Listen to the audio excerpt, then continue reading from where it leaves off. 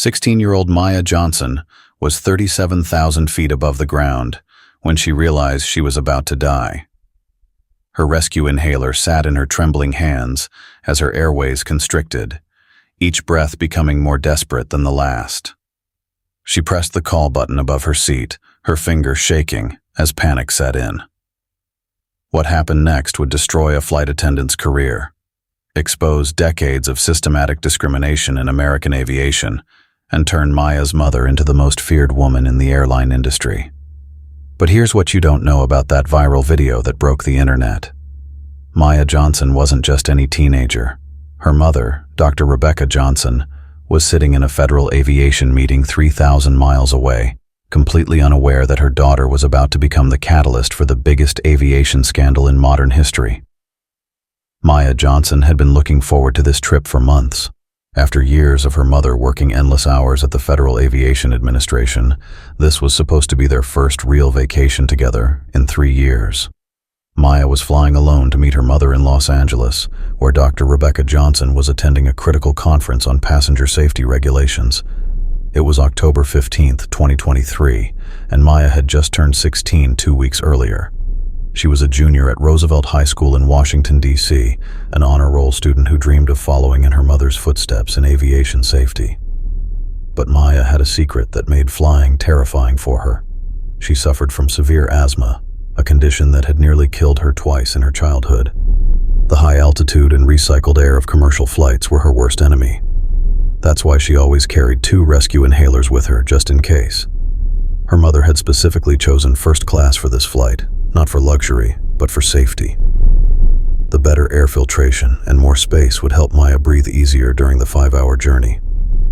Dr. Thompson had paid for the upgrade out of her own pocket, knowing that her daughter's medical condition required every possible precaution. Maya clutched her boarding pass for seat 2A as she walked down the jet bridge at Ronald Reagan Washington National Airport. She had no idea that flight attendant Janet Morrison was watching her every move, and she had already made a decision about the teenager in worn jeans and a backpack who was walking into first class. Before we dive deeper, let us know in the comments where you're watching from. We'd love to hear from you, and don't forget to hit that subscribe button so you never miss any of our upcoming videos. Janet Morrison wasn't born with hatred in her heart. 28 years earlier, she had started her career at American Airlines as an idealistic young woman from rural Ohio who believed in service and hospitality. She had worked her way up from cleaning aircraft cabins to serving in first class, and for the first decade of her career, she had been exemplary. Passengers wrote letters praising her kindness. Management held her up as an example of excellent customer service. She had even been featured in American Airlines diversity recruitment videos in 2001, smiling warmly as she helped passengers of all backgrounds. But something had changed in Janet Morrison over the years. Former colleagues would later describe a gradual transformation that began around 2015.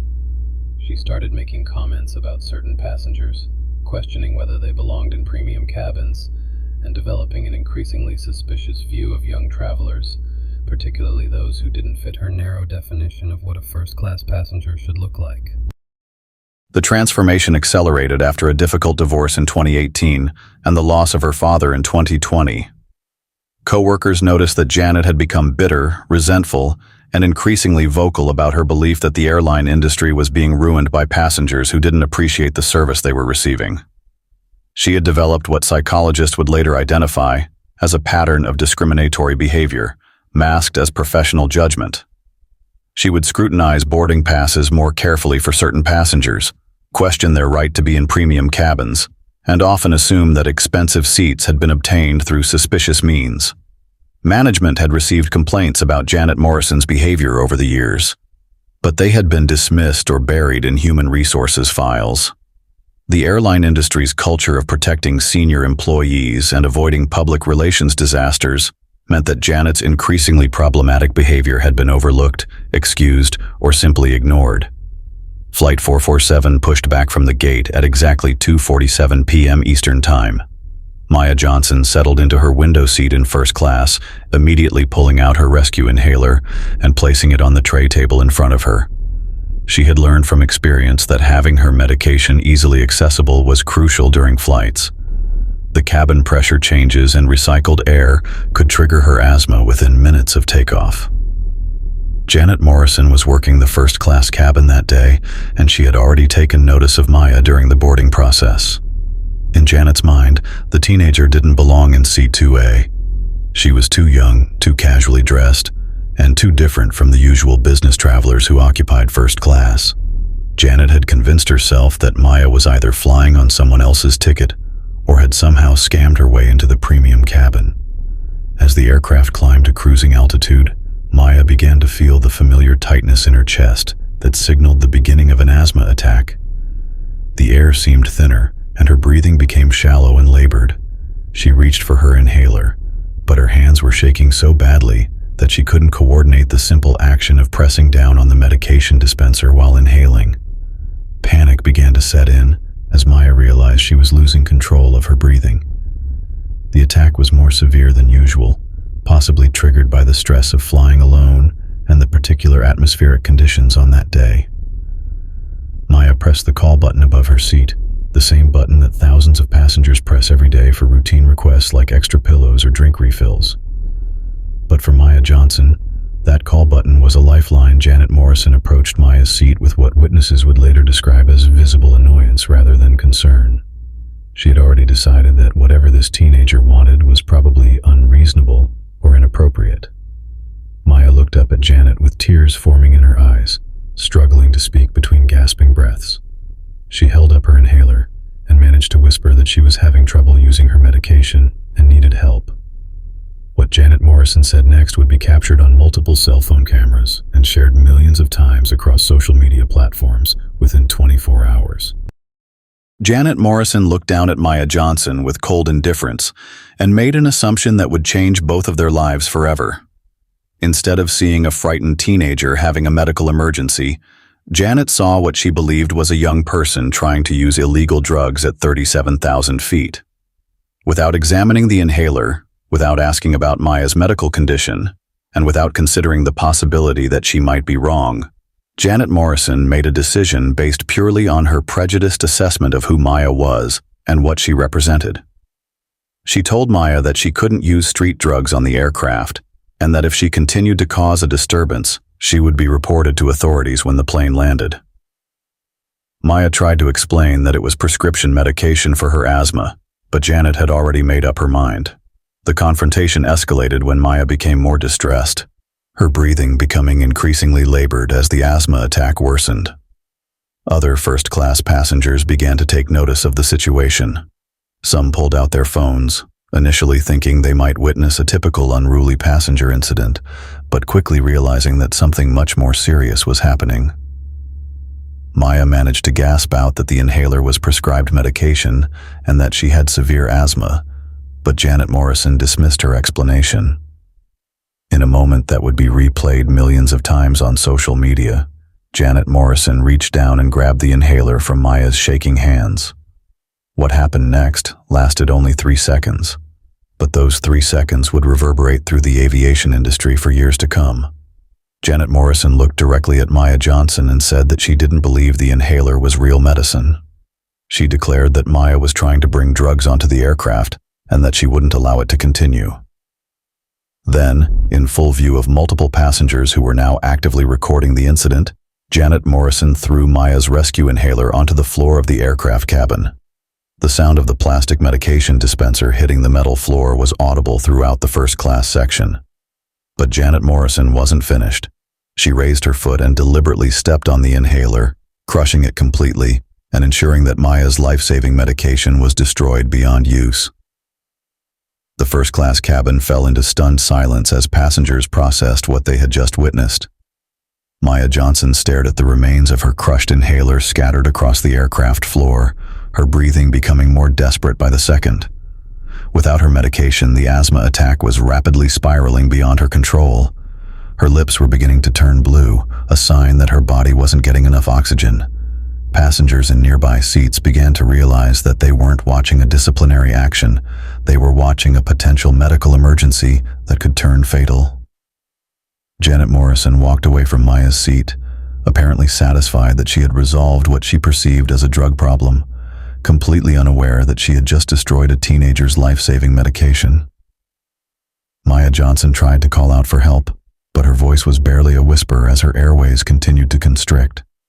She fumbled in her carry-on bag, desperately searching for her backup inhaler, but her hands were shaking too violently to coordinate her movements effectively. Passenger David Chen in seat 1B immediately recognized the signs of a severe asthma attack and stood up to offer assistance.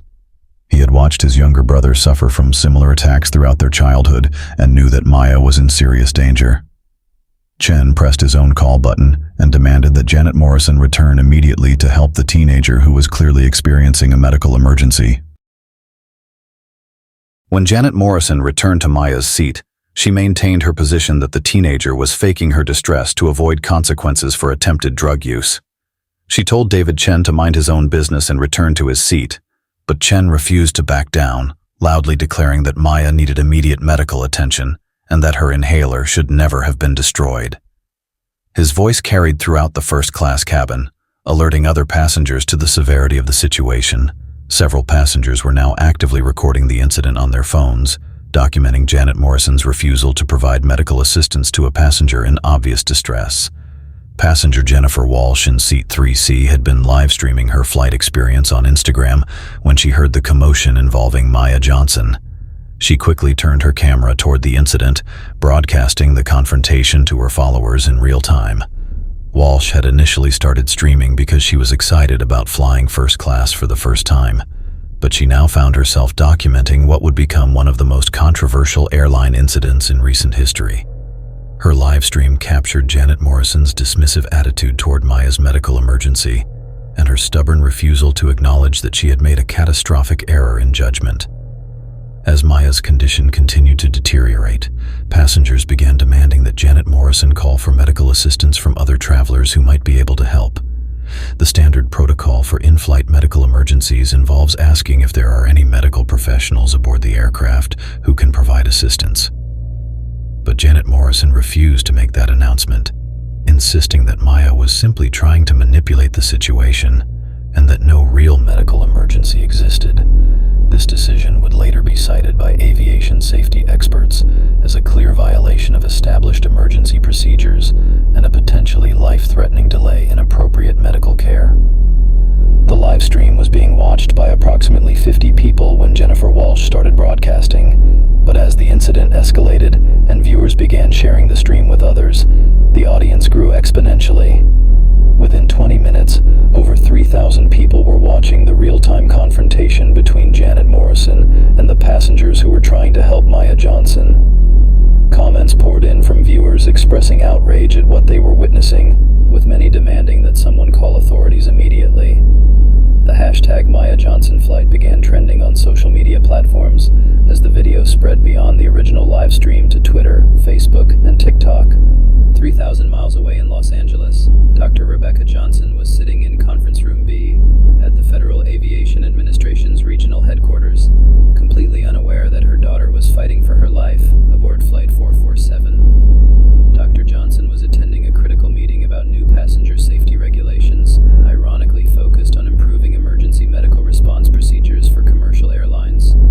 She had spent 15 years working her way up through the ranks of aviation safety, becoming one of the most respected experts in passenger protection protocols. Her work had directly contributed to saving countless lives through improved safety standards and better training for flight crews. Dr. Johnson had specifically chosen a career in aviation safety because of her own daughter's medical condition. Maya's severe asthma had motivated her mother to dedicate her professional life to ensuring that airlines were properly equipped and trained to handle medical emergencies. The irony of the situation was crushing. While Dr. Johnson was in a meeting designed to protect passengers like her daughter, Maya was being denied the very protections that her mother had spent her career fighting to establish.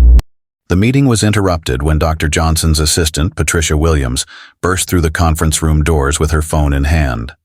Williams had been monitoring social media for any aviation-related incidents that might require the FAA's attention when she came across Jennifer Walsh's live stream. She immediately recognized Maya Thompson from family photos that Dr. Johnson kept on her desk. Williams's face was pale as she approached her boss and whispered that there was an emergency involving Maya on her flight to Los Angeles. Dr. Johnson looked at the phone screen and watched in horror as her daughter struggled to breathe, while a flight attendant stood nearby, refusing to provide assistance. Dr. Rebecca Johnson's transformation from concerned mother to the most powerful person in American aviation happened in approximately 30 seconds. As she watched her daughter's medical emergency unfold on the live stream, her training and professional expertise kicked in with laser-like focus. She immediately recognized that Flight 447 was violating multiple federal regulations regarding medical emergencies and passenger safety. More importantly, she realized that her daughter's life was in immediate danger, and that the flight crew was not only failing to provide appropriate assistance, but was actively preventing other passengers from helping.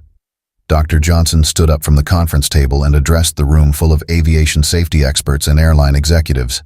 She calmly announced that they were about to witness the implementation of emergency passenger protection protocols in real time.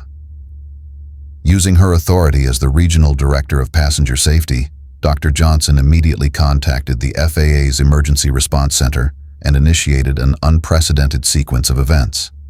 She declared that Flight 447 was experiencing a passenger safety emergency that required immediate federal intervention, and that all available resources should be deployed to ensure Maya Johnson received appropriate medical care. The Emergency Response Center had never received a call quite like this one. Dr. Johnson wasn't just reporting an incident. She was activating emergency protocols as a federal aviation safety official, while simultaneously trying to save her own daughter's life.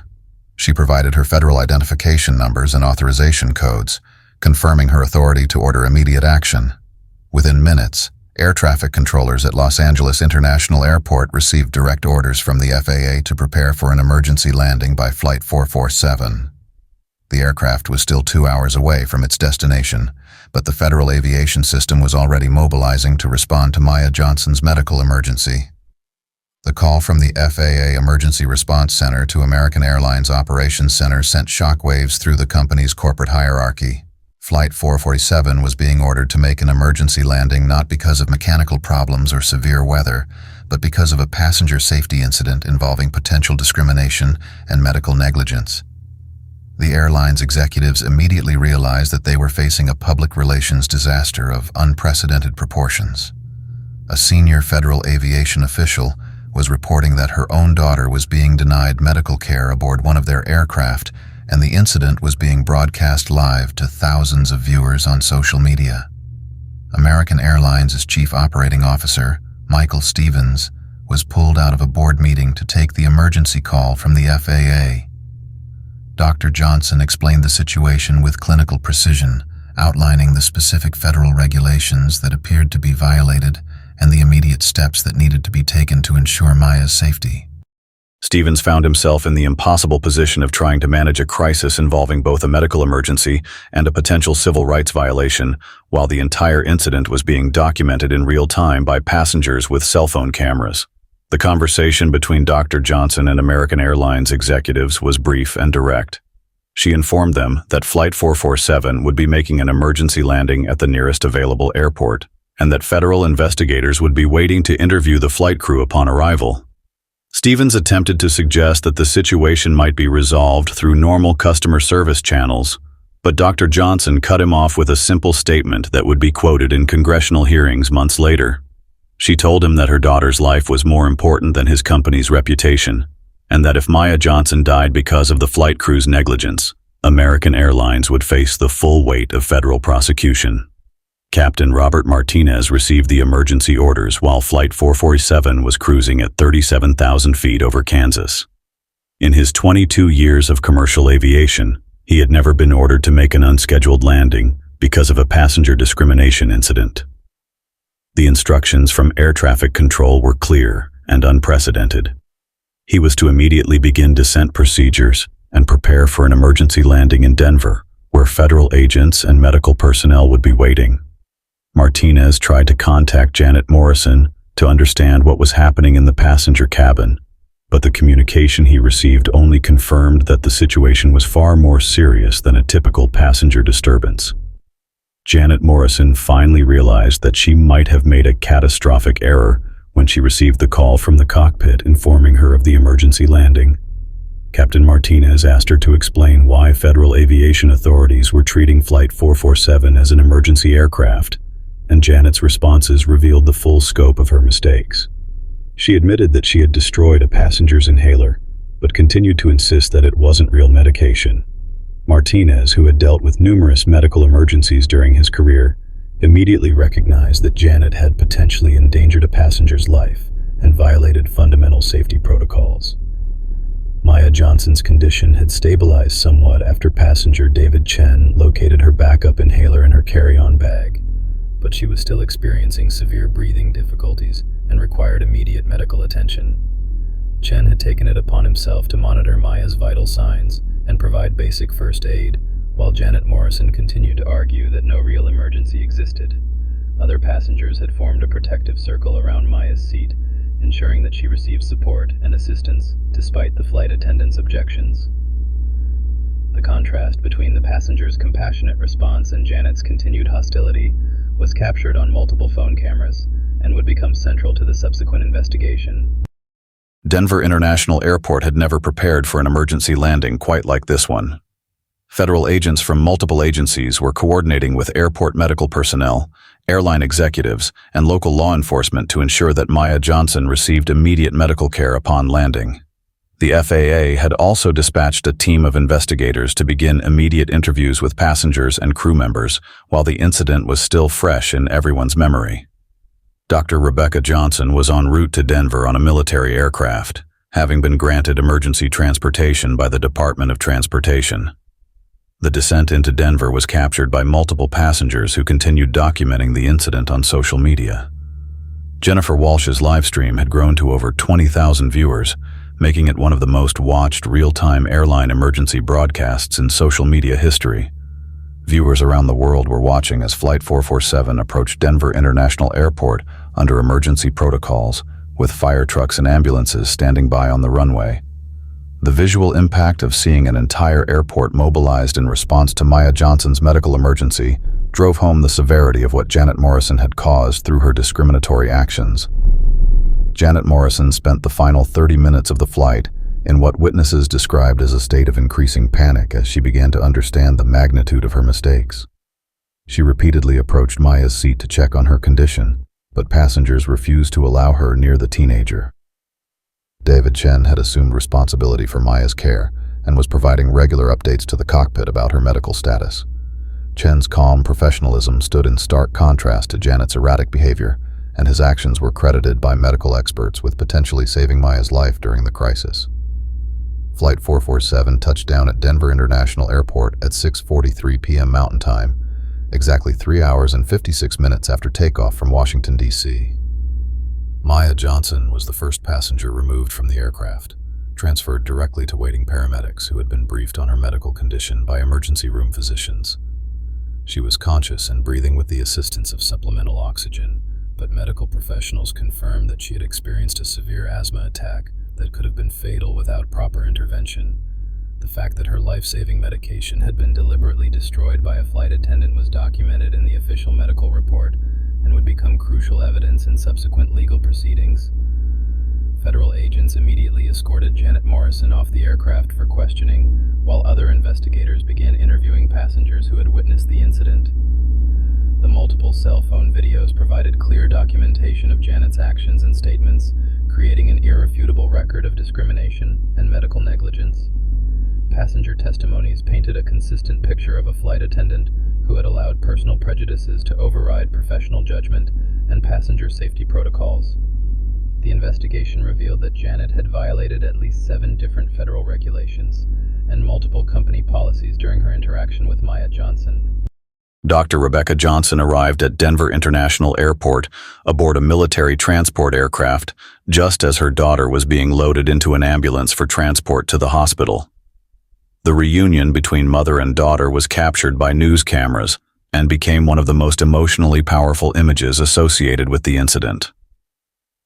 Dr. Johnson's relief at seeing Maya alive was matched by her determination to ensure that no other passenger would ever experience what her daughter had endured.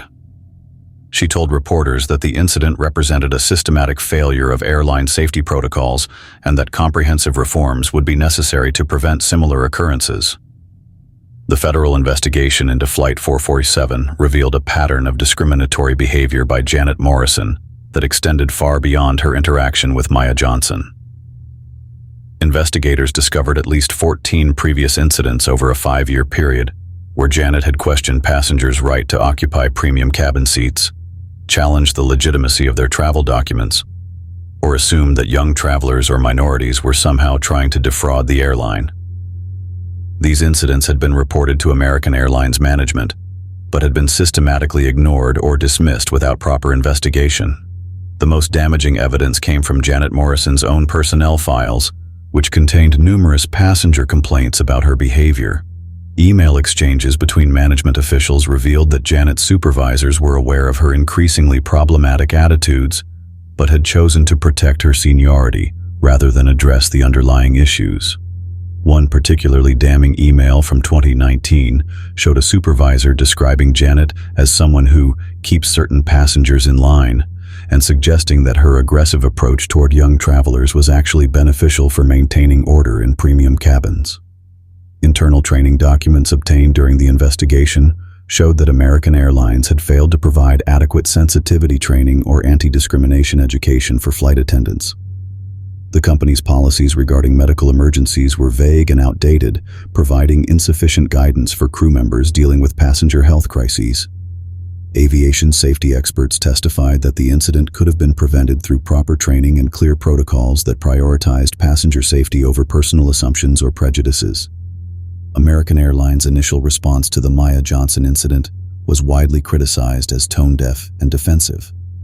The company's first public statement focused on defending Janet Morrison's 28-year service record, rather than acknowledging the severity of the discrimination and medical negligence that had occurred. Corporate executives seemed more concerned with protecting the airline's reputation than with addressing the systematic failures that had allowed the incident to happen. This approach backfired spectacularly as social media users and aviation safety advocates demanded accountability and meaningful reforms. The company's position shifted dramatically after internal documents were leaked to the media, revealing the extent to which management had known about Janet Morrison's problematic behavior. Emails and memos showed that American Airlines executives had received multiple warnings about discrimination incidents involving their flight crews, but had consistently chosen to minimize or ignore these concerns. The leaked documents painted a picture of a corporate culture that prioritized avoiding negative publicity over ensuring passenger safety and equal treatment.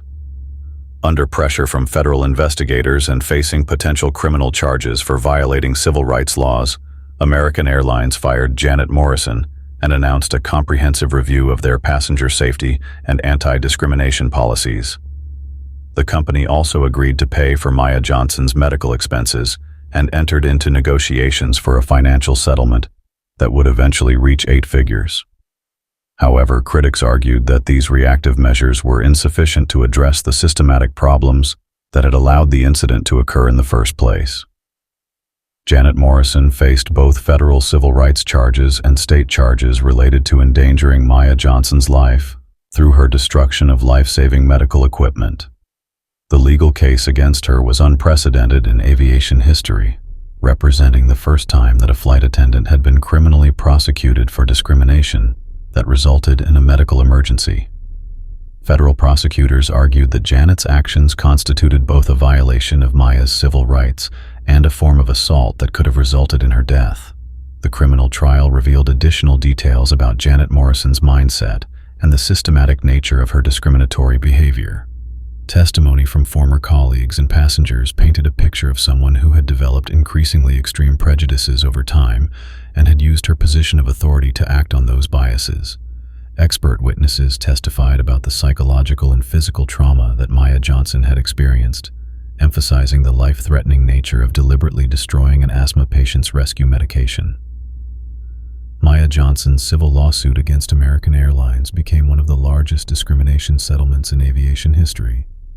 The case established important legal precedents regarding airlines' responsibilities to train their employees properly and to maintain non-discriminatory policies that protect all passengers regardless of age, race, or socioeconomic status. Dr. Rebecca Johnson used her expertise in aviation safety to ensure that the settlement included provisions for systematic reforms that would prevent similar incidents in the future. The Maya Thompson incident triggered the most comprehensive review of airline discrimination policies in decades. The Federal Aviation Administration, under pressure from Congress and civil rights organizations, implemented new mandatory training requirements for all airline personnel. These requirements included specific modules on recognizing and responding to medical emergencies, understanding unconscious bias, and ensuring equal treatment for all passengers, regardless of their appearance or perceived social status. Airlines across the industry were forced to examine their own policies and training programs in light of the American Airlines incident. Many carriers discovered that their procedures for handling medical emergencies were inadequate and that their anti-discrimination training was superficial or non-existent. The result was a wave of policy reforms that strengthened passenger protections and established clearer consequences for employees who engaged in discriminatory behavior. The incident also led to technological innovations designed to prevent similar occurrences. New passenger communication systems were developed to allow travelers to quickly alert airline personnel to medical emergencies or discrimination incidents.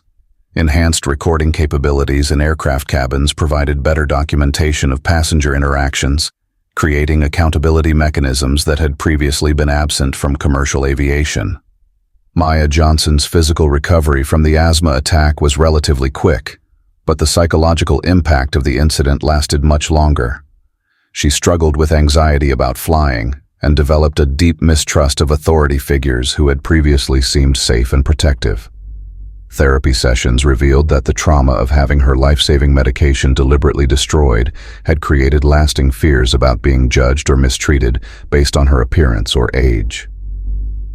Dr. Rebecca Johnson channeled her anger and grief into advocacy work, becoming one of the most prominent voices for airline passenger rights reform. She testified before Congress about the need for stronger anti-discrimination protections and worked with civil rights organizations to monitor airline industry compliance with new federal regulations.